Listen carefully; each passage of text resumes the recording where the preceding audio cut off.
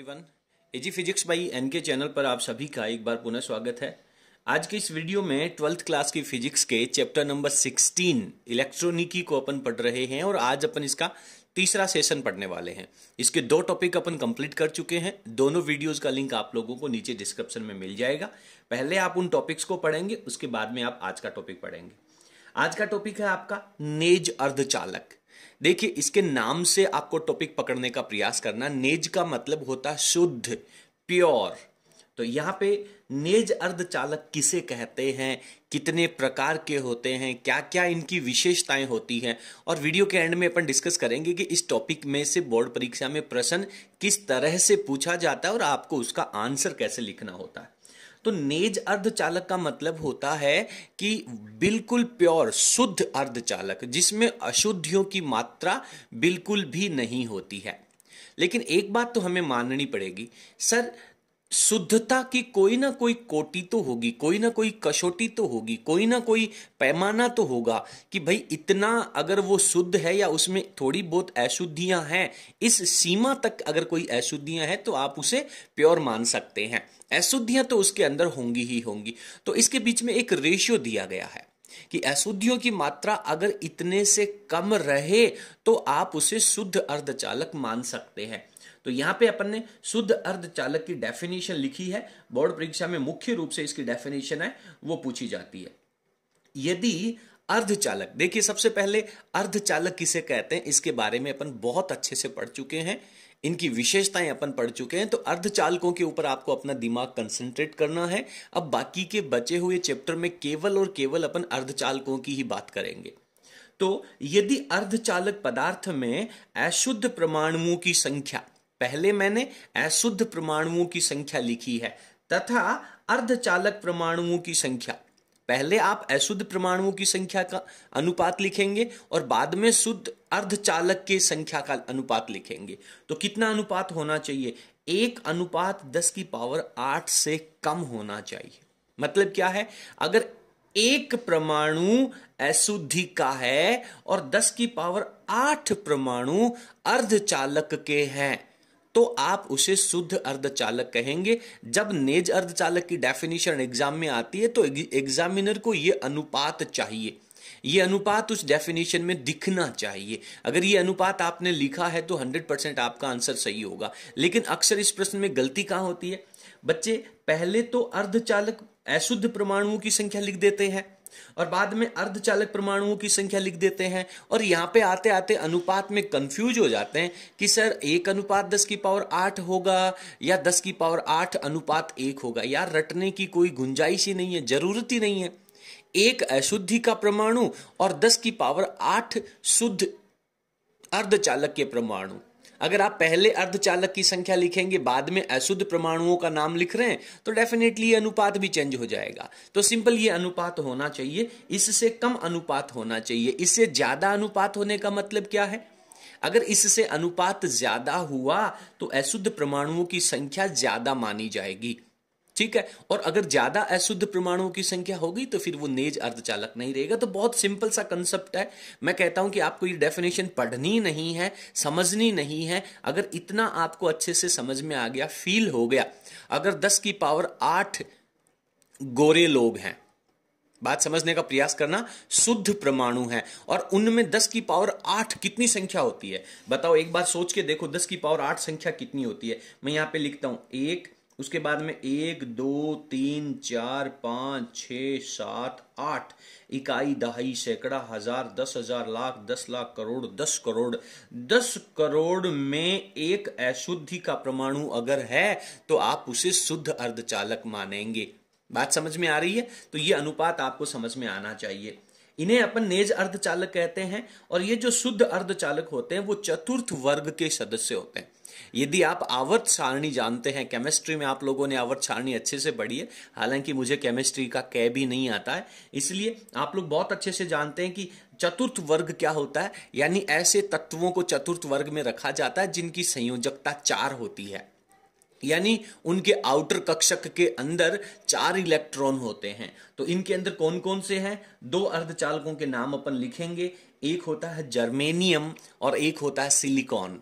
तो board exam में प्रश्न आता है कि दो शुद्ध अर्धचालकों के उदाहरण लिखिए, नाम लिखिए, तो आपको जर्मेनियम और सिलिकॉन लिखना होता है। आपको इनके परमाणु क्रमांक भी याद होने चाहिए, आपको इनका इलेक्ट्रॉनिक विन्यास भी याद होना चाहिए। आप सारे बहुत इंटेलिजेंट स्टूडेंट हैं, तो मैं पूरी उम्मीद करता हूं कि सिलिकॉन का जो 14 परमाणु क्रमांक है उसका इलेक्ट्रॉनिक विन्यास 1s2, 2s2, 2p6, 3s2, 3p2 होता है। इसी प्रकार से जर्मेनियम का आपको याद होगा, रटने की जरूरत नहीं है। तो इसके आउटर कक्षक में, चौथे कक्षक में 2 तो s में और 2 p में 4 इलेक्ट्रॉन हो गए, और इसके तीसरे कक्षक में 2 s में और 2 p में 4 इलेक्ट्रॉन हो गए। तो इनकी संयोजकता 4 होती है, यानी ये 4 इलेक्ट्रॉन त्यागने के लिए तैयार रहते हैं, या फिर अगर इनको 4 इलेक्ट्रॉन मिल जाएंगे तो इनका जो आउटर कक्षक है वो पूरा हो जाएगा।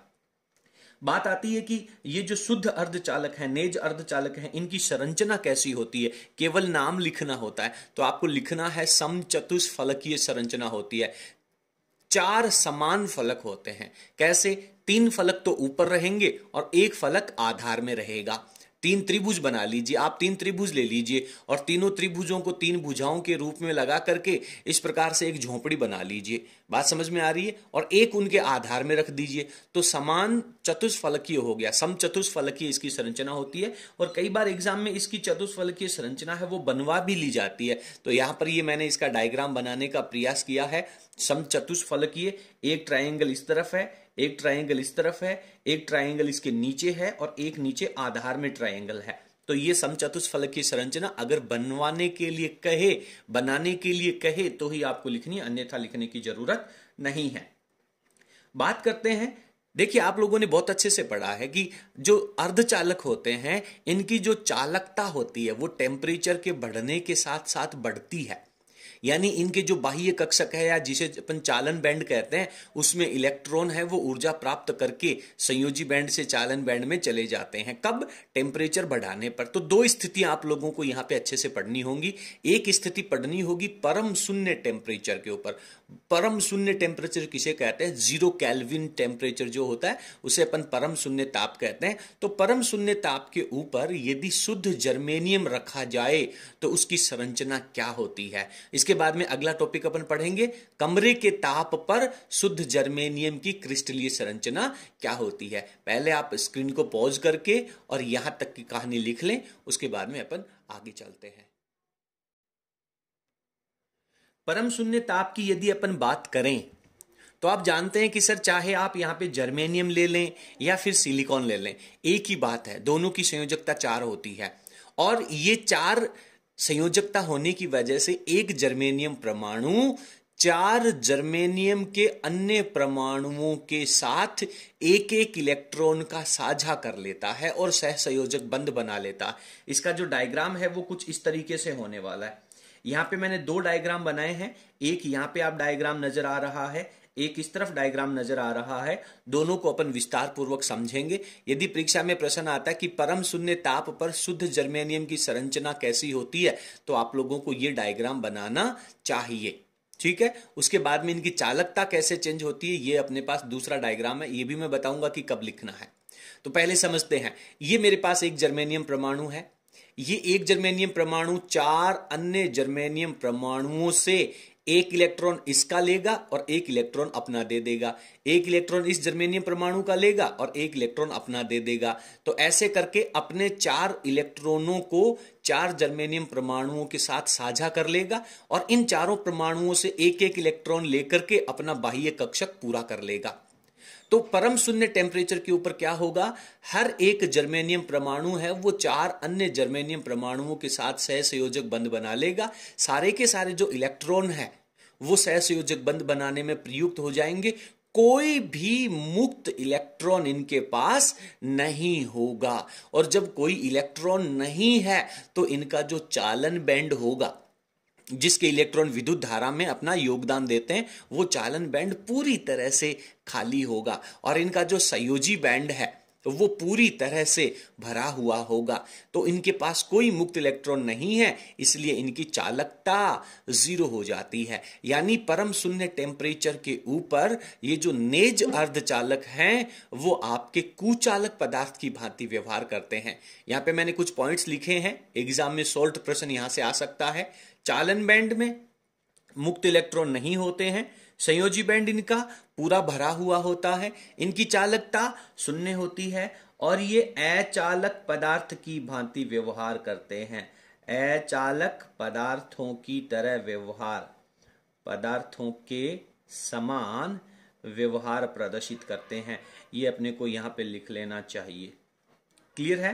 तो ये इनके कुछ महत्वपूर्ण तथ्य हैं जो आप लोगों को यहां पे याद कर लेने चाहिए। अब अपन पढ़ते हैं इस डायग्राम को। इस डायग्राम में क्या लिखा मैंने, यहां पे लिखा मैंने T बराबर 0 केल्विन, और T बराबर 0 केल्विन होता है, इसे अपन परम शून्य ताप कहते हैं। ये इसका संयोजी बैंड है, ये वर्जित ऊर्जा अंतराल है जो लगभग 1 इलेक्ट्रॉन वोल्ट से ज्यादा होता है, और ये ऊपर इसका चालन बैंड है। तो संयोजी बैंड जो होगा वो पूरी तरह से भरा हुआ होगा। अगर मान लीजिए संयोजी बैंड में भी कोई जगह अगर खाली होती तो ऊर्जा प्राप्त करके नीचे वाले ऊर्जा स्तर का इलेक्ट्रॉन ऊपर वाले में चला जाता, फिर इसकी जगह खाली हो जाती तो यहां का इलेक्ट्रॉन चला जाता, इसलिए इनके संयोजी बैंड में इलेक्ट्रॉनों का प्रवाह शुरू हो जाता। तो यहां पे क्या है, यहां पे संयोजी बैंड पूरा भरा हुआ है, इसलिए कोई भी इलेक्ट्रॉन अपनी जगह से दूसरे ऊर्जा स्तर में नहीं जाएगा, और चालन बैंड पूरा का पूरा रिक्त है, इसलिए इनमें विद्युत धारा का प्रवाह नहीं होगा। यानी 0 केल्विन टेम्परेचर के ऊपर इनको वर्जित ऊर्जा अंतराल के बराबर एनर्जी नहीं मिलती है, यानी इतनी ऊर्जा नहीं मिलती है कि इनका कोई इलेक्ट्रॉन ऊर्जा ग्रहण करके चालन बैंड में जा सके। तो बेसिकली प्रश्न केवल इतना सा आता है कि परम शून्य टेम्परेचर के ऊपर शुद्ध अर्धचालक, ध्यान देना, नेज अर्धचालक या शुद्ध अर्धचालक जो होते हैं वो अचालक की भांति व्यवहार करते हैं। इनका डायग्राम है वो भी यहां से आप लोगों से बनवाया जा सकता है। तो आप फटाफट स्क्रीन को पॉज करके और इसको अच्छे तरीके से लिख लें, इतने नोट हैं वो लिख लें। उसके बाद में अपन आगे चलते हैं। इसके बाद में अपन बात करते हैं उच्च टेम्परेचर के ऊपर, यानी जो परम शून्य ताप था, 0 केल्विन टेम्परेचर था, उससे ज्यादा टेम्परेचर यदि अपन कर दें। उच्च ताप का मतलब होता है सामान्य कमरे का टेम्परेचर, और बात अपन किसकी कर रहे हैं, नेज अर्धचालकों की कर रहे हैं। तो इनकी जो संरचना है, जो परम शून्य टेम्परेचर पर इनकी संरचना कैसी होती है उसको अपन पढ़ चुके हैं। अब यदि इनका टेम्परेचर बढ़ाया जाए या कमरे के टेम्परेचर के ऊपर इन शुद्ध अर्धचालकों को ले जाया जाए तो इनकी संरचना कैसे होगी। सिंपल सोच करके देखिए, अर्धचालक आपने पढ़ लिया, बिल्कुल सर, क्या होता है, टेम्परेचर मिलेगा तो संयोजी बैंड के इलेक्ट्रॉन चालन बैंड में चले जाएंगे और इनके अंदर मुक्त इलेक्ट्रॉन प्राप्त हो जाएंगे। सिंपल सी संरचना थी। चलिए, अच्छा एक बात बताएं, परम शून्य टेम्परेचर के ऊपर शुद्ध जो जर्मेनियम है या शुद्ध जो सिलिकॉन है उसमें टोटल आवेश कितना होता है, ध्यान देना, कुल आवेश शून्य रहेगा। और अब अपन बात करेंगे उच्च ताप के ऊपर। देखिए, पहले मैं आप लोगों को इसकी क्रिस्टलीय संरचना है वो दिखा देता हूं, उसके बाद में अपन आगे कहानी को पढ़ते हैं। ये मान लीजिए मेरे पास एक जर्मेनियम का परमाणु है। ये जर्मेनियम का परमाणु क्या करता है, परम शून्य टेम्परेचर के ऊपर 4 अन्य जर्मेनियम परमाणुओं के साथ एक एक इलेक्ट्रॉन अपना देगा और एक एक उन सहसंयोजी बंध वाले जर्मेनियम परमाणुओं से इलेक्ट्रॉन ले लेगा और लेकर के सहसंयोजक बंध बना लेगा। अब यदि आप इनका टेम्परेचर बढ़ाएंगे तो इस सहसंयोजी बंध में से कौन सा सहसंयोजी बंध, कोई सा भी हो सकता है, कोई फिक्स सिचुएशन नहीं है।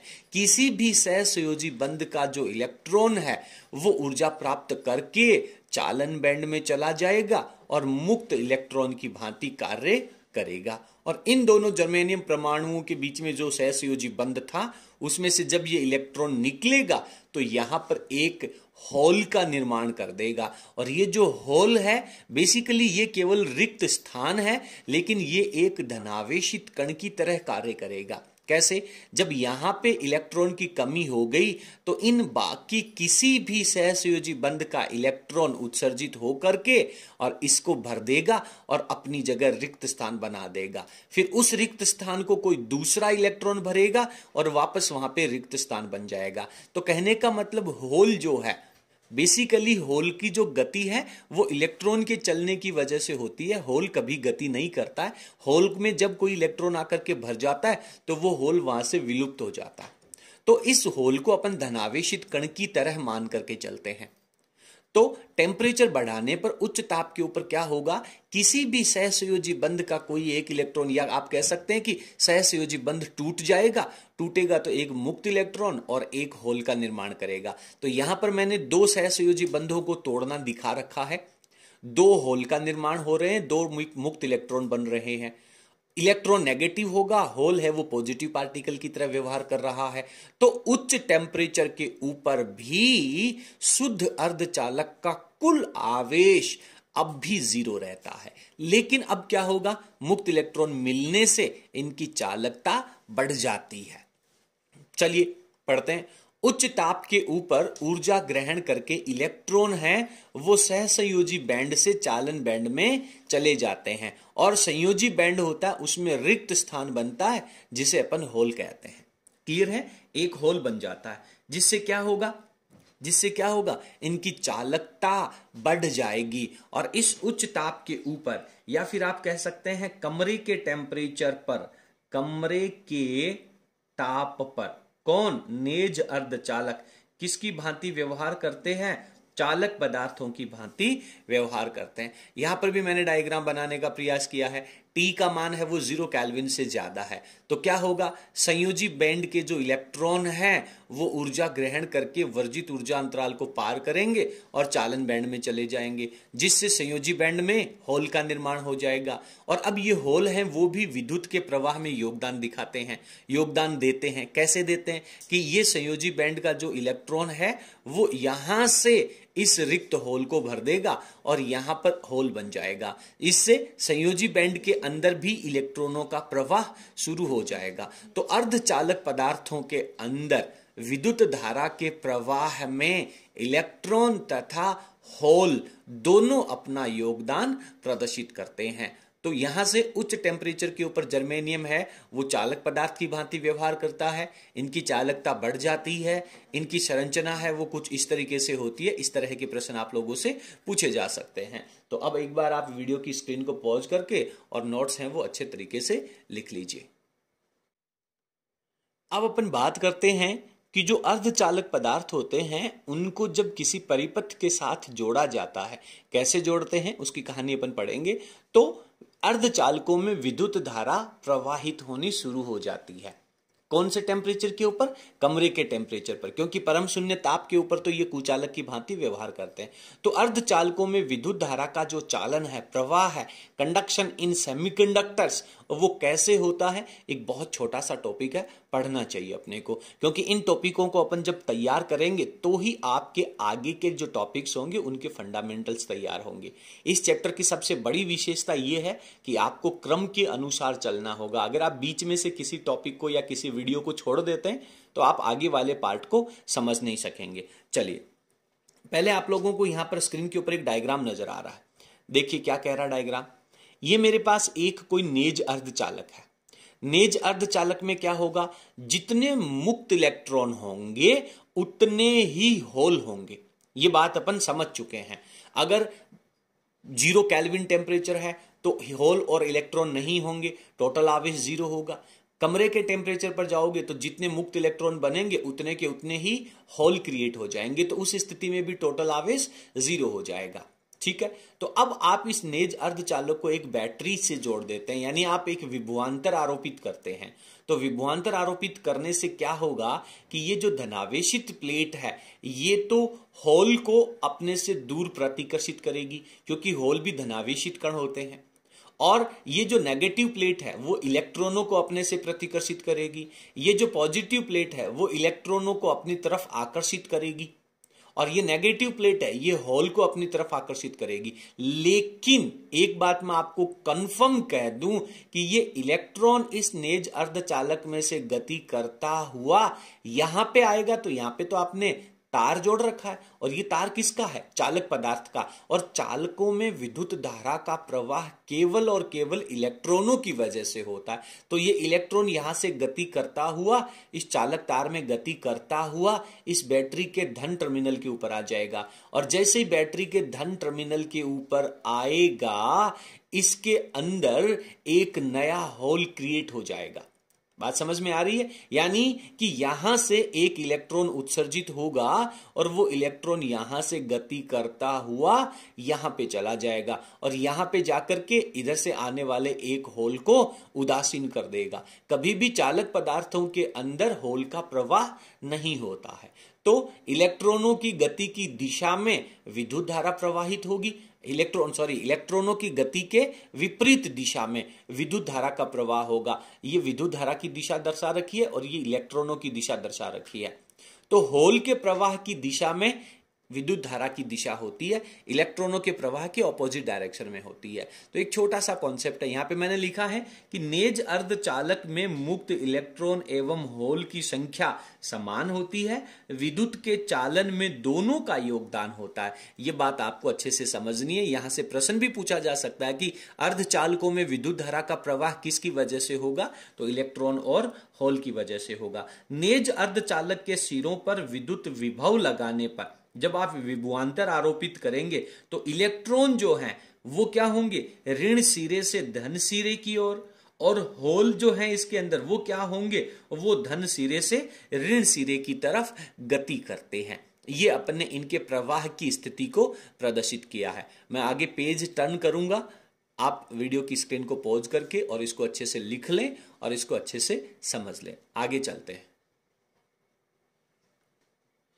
अब क्या होगा कि इलेक्ट्रॉन जब प्रवाहित होंगे तो इलेक्ट्रॉनों के प्रवाह के कारण विद्युत धारा आएगी, विद्युत धारा प्रवाहित होगी ना, तो इलेक्ट्रॉनों के कारण प्रवाहित होने वाली धारा को अपन IE लिखेंगे और होलों के कारण प्रवाहित होने वाली जो धारा है उसको अपन IH लिखेंगे। आप जानते हैं कि विद्युत धारा की जो दिशा होती है वो होल की दिशा में होती है और इलेक्ट्रॉनों की दिशा के विपरीत होती है, और इलेक्ट्रॉन और होल दोनों एक दूसरे के विपरीत जाते हैं। तो मेरे कहने का मतलब ये है कि परिपथ में या उस अर्धचालक में जो धारा प्रवाहित होगी वो होलों की धारा और इलेक्ट्रॉनों की धारा एक ही दिशा में होने के कारण दोनों के कारण बहने वाली धाराओं का योग हो जाएगा। तो एक ही दिशा में प्रवाहित होती है, इसलिए परिपथ में बहने वाले टोटल करंट जो होगा, नेज अर्धचालक में बहने वाला टोटल करंट जो होगा वो इलेक्ट्रॉनों के कारण तथा होलों के कारण दोनों के करंट का योग हो जाएगा। ये बात आपको अच्छे से समझनी है। अब आप लोग एक बात अच्छे से जानते हैं कि इलेक्ट्रॉनों का जो अपवहन वेग है, 5वें चैप्टर में पढ़ा है आपने फिजिक्स के, अपवहन वेग और विद्युत धारा में संबंध, उसके बाद में अपवहन वेग और विद्युत क्षेत्र की तीव्रता में संबंध, जहां पे आपने गतिशीलता का टॉपिक पढ़ा था, याद कीजिए। अगर आपको याद नहीं है तो पहले आप प्लीज चैप्टर नंबर 5 का गतिशीलता का जो वीडियो है वो आप पढ़ें। प्लेलिस्ट में जाएंगे, आपको फिजिक्स के हर एक चैप्टर के हर एक टॉपिक के ऊपर वीडियोस अवेलेबल हैं। तो क्या होगा, नेज अर्धचालकों में जो मुक्त इलेक्ट्रॉन है और जो मुक्त होल है उनका अपवहन वेग विद्युत क्षेत्र के समानुपाती होता है। विद्युत क्षेत्र कहां से आएगा, आपने जो विभवांतर लगाया है उसकी वजह से विद्युत क्षेत्र उत्पन्न हो जाएगा। तो इलेक्ट्रॉनों का जो अपवहन वेग है वो विद्युत क्षेत्र के समानुपाती, यहां पे मैंने वेक्टर नहीं लगाया है, मेरी बात को ध्यान से सुनना, वेक्टर नहीं लगाया है। अगर वेक्टर लगाता तो यहां पे माइनस का साइन भी लगता। क्यों, क्योंकि विद्युत क्षेत्र की दिशा के विपरीत गति करते हैं इलेक्ट्रॉन, और समानुपाती का निशान हटाओगे तो गतिशीलता लग जाएगी, तो VE बराबर म्यू E इंटू E लग जाएगा। ये समीकरण नंबर 1 आ जाएगा। मैंने यहां पे वेक्टर नहीं लगाया, ध्यान देना। उसके बाद में होलों की वजह से जो अपवहन वेग होगा वो भी विद्युत क्षेत्र की तीव्रता के समानुपाती, समानुपाती निशान हटाओगे तो गतिशीलता लग जाएगी। ये समीकरण नंबर 2 आपके पास आ जाएगा। अब अपन जानते हैं धारा घनत्व। देखिए, धारा घनत्व एक सदिश राशि होती है और धारा घनत्व जो है उसका फॉर्मूला क्या होगा, दोनों ही इलेक्ट्रॉन और होल दोनों का जो धारा घनत्व होगा उनके योग के बराबर होगा। तो ये आपके पास समीकरण नंबर 3 आ जाएगी। ठीक है, इसके बाद में अपन क्या करते हैं, मैं यहां पे धारा घनत्व की वैल्यू लिखूंगा। तो धारा घनत्व बेसिकली क्या होता है, मैं आपको थोड़ा सा समझा देता हूं। सर, धारा घनत्व जो होता है वो करंट अपॉन एरिया होता है, और करंट क्या होता है, अपवहन वेग में और विद्युत धारा में संबंध पढ़ा होगा, आपने पढ़ा होगा I is equals to NEA और VD, चैप्टर नंबर 5 में याद करो। तो ये I की वैल्यू मैं यहां लिखने वाला हूं, NEA VD, और अपॉन में एरिया आ गया, एरिया ने एरिया को काट दिया। और अभी आपने पढ़ा था कि VD जो है वो इलेक्ट्रॉन के अपवहन वेग की बात करेंगे तो म्यू E इंटू E आ जाएगा। तो यहां पर मैं ये वैल्यू VD की जगह भी लिखने वाला हूं, तो NE और VD की जगह क्या आ जाएगा, ये इलेक्ट्रॉन की बात कर रहे हैं अपन, इलेक्ट्रॉन के लिए, तो यहां पे आ जाएगा म्यू E इंटू E आ जाएगा। बात समझ में आ रही है। अब अपन क्या करेंगे, जब Je की बात करेंगे तो इलेक्ट्रॉन का आवेश नेगेटिव होता है, इसके साथ भी माइनस लगेगा, और इलेक्ट्रॉन का जो अपवन वेग है वो विद्युत क्षेत्र के माइनस में होता है, तो यहां भी माइनस लगेगा, और दोनों माइनस माइनस कैंसिल आउट होकर के म्यू ई इंटू ई लग जाएगा। बात समझ में आ रही है? ये वैल्यू आपके पास आ जाएगी। तो यही मैंने यहां पर शॉर्ट में लिखने का प्रयास किया है। देखिए, धारा घनत्व जो है वो धारा बटा क्षेत्रफल होता है। धारा में क्या होता है, I बराबर N E A V D होता है, तो ए से बटा का एरिया कैंसिल आउट हो जाएगा, तो यहां पे N E charge of electron जो कि नेगेटिव है, और वी डी यानी अपवन वेग किसका, इलेक्ट्रॉन का, और इलेक्ट्रॉन के अपवन वेग में, और यहां पे मैंने संबंध आपको बताया कि इन दोनों की जो डायरेक्शन होगी वो नेगेटिव होगी। यदि आप यहां पर वी ई का वेक्टर लिखना चाहें तो ये minus mu e into e vector आता है, ठीक है, क्योंकि इन दोनों का जो वेग है और विद्युत क्षेत्र की दिशा है वो अपोजिट डायरेक्शन में होती है। तो वीई की जगह वैल्यू रखोगे तो minus mu e into e vector आ जाएगा। ये माइनस माइनस कैंसिल आउट होकर के प्लस में बदल जाएगा। सिमिलरली इसी तरीके से आप होल के लिए धारा घनत्व निकालेंगे, ये वैल्यू आ जाएगी। ये दोनों वैल्यूज जो हैं वो समीकरण नंबर 3 में रिप्लेस कर दीजिए। तो ये जब दोनों वैल्यू समीकरण नंबर 3 में रिप्लेस करेंगे तो एक तो आपके पास क्या आ रहा है, यहां पे NH आएगा, ठीक है, नंबर ऑफ होल्स। तो एक तो इलेक्ट्रॉन है, इलेक्ट्रॉन का जो आवेश है वो कॉमन आ गया, एक इलेक्ट्रिक फील्ड है वो कॉमन आ गया, क्या रह गया, NE mu E plus NH mu H। ये वैल्यू आपके पास यहां पे शेष रह जाएगी। धारा घनत्व की वैल्यू चल रही है। जब ये बड़ा प्रश्न आता, अगर 2 नंबर का प्रश्न आता है कि अर्धचालकों में विद्युत का चालन समझाइए, 2 नंबर का, दैट टाइम आपको ये पूरी कहानी लिखनी होती है। इसके बाद में विद्युत की जो चालकता होती है, चालकता, उसका फॉर्मूला होता है सिग्मा बराबर धारा घनत्व अपॉन विद्युत क्षेत्र। धारा घनत्व तथा विद्युत क्षेत्र की तीव्रता का जो अनुपात होता है उसे चालक की चालकता कहते हैं। तो यहां से मैं J की वैल्यू रखूंगा, उसमें E का भाग लगाऊंगा, तो आप बहुत अच्छे से समझ रहे हैं कि सर E से ये बटा का E कैंसिल आउट हो जाएगा, तो सिग्मा के बराबर में केवल इतनी सी वैल्यू रह जाएगी। तो ये मैंने सिग्मा की वैल्यू रख दी है, जो क्या है, चालकता है। और अब मुझे निकालनी है इस अर्धचालक की प्रतिरोधकता, और प्रतिरोधकता क्या होती है, चालकता का व्युत्क्रम, यानी रो इज इक्वल्स टू 1/सिग्मा। तो ये 1/सिग्मा के फॉर्मेट में इसका जस्ट ऑपोजिट आ जाएगा। मैं थोड़ा सा ऊपर स्किप कर लेता हूं, ये वैल्यू आ जाएगी। तो 2 नंबर का प्रश्न यदि आता है कि अर्धचालकों में विद्युत के चालन को प्रदर्शित कीजिए, उनकी चालकता का व्यंजक व्युत्पन्न कीजिए या प्रतिरोधकता का व्यंजक व्युत्पन्न कीजिए, दैट टाइम आपको ये पूरा डेरिवेशन इतना सा लिखना है। बहुत इजी है, एक बार आप इसे रफ कॉपी में लिख लें, उसके बाद में वीडियो को जब आप दोबारा प्ले करेंगे तो आप एडवांस में चलते जाएंगे, इससे आगे चलते जाएंगे। तो इस तरीके से आज की इस क्लास में अपन ने नेज अर्धचालक किसे कहते हैं, नेज अर्धचालकों के उदाहरण क्या क्या हैं, नेज अर्धचालकों की बनावट या क्रिस्टलीय संरचना कैसी होती है, उनका चित्र बनाइए। परम शून्य टेम्परेचर के ऊपर नेज अर्धचालक हैं वो कैसे पदार्थों की भांति व्यवहार करते हैं, कमरे के टेम्परेचर पर या उच्च ताप के ऊपर कैसे पदार्थ की भांति व्यवहार करते हैं, उनकी बनावट क्रिस्टलीय संरचना क्या होगी, उनका चित्र बनाइए। और उसके बाद में अर्धचालकों में विद्युत के चालन को प्रदर्शित कीजिए। धारा घनत्व, चालकता और प्रतिरोधकता दोनों का व्यंजक व्युत्पन्न कीजिए। तो इतने सारे टॉपिक्स हैं वो अपन ने आज की इस वीडियो में पढ़े हैं। आपको आज की क्लास कैसी लगी, कौन कौन से टॉपिक आपको अच्छे से समझ में आ गए, कमेंट सेक्शन में आप जरूर इसके बारे में लिखेंगे। चलिए आज की क्लास में इतना ही। वीडियो की स्क्रीन को पॉज करके नोट्स को अच्छे तरीके से लिख लीजिए और उसके बाद में इनको अच्छे तरीके से तैयार कर लीजिए। आगे का टॉपिक बहुत जल्दी उपलब्ध करवाते हैं। यदि आपको हमारा आज का वीडियो पसंद आया तो प्लीज वीडियो को लाइक करें और इसे अपने सभी फ्रेंड्स के साथ शेयर करें। और अगर आप हमारे चैनल पर नए हैं तो चैनल को सब्सक्राइब कर बेल आइकन को जरूर प्रेस करें। बहुत बहुत धन्यवाद।